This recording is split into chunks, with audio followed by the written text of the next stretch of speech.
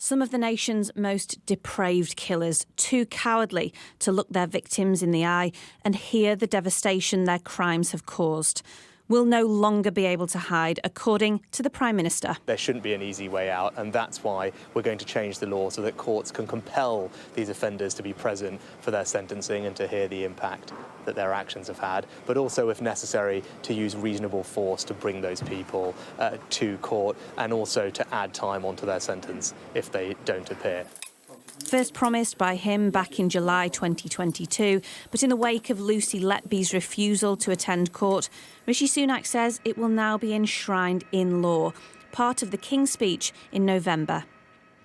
Not soon enough, though, for the mother of Liam Curry, who was murdered in the Manchester bombings in 2017. I, Hashim Abedi, state as follows. The killer, Hashim Abedi, was absent for the verdict. Once that guilty verdict comes, for me, then your choice should be removed. My child wasn't given a choice. When you decided to do what you did, my child's choice was irrelevant.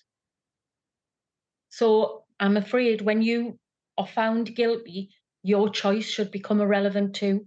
You should appear in that dock and take what's coming.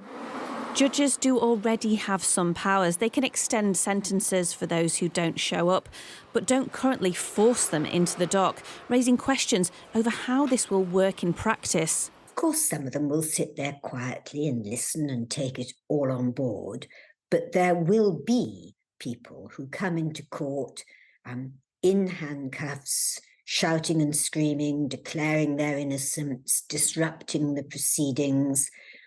And it's very difficult to know how a judge is expected to deal with that without making the whole exercise into some sort of circus.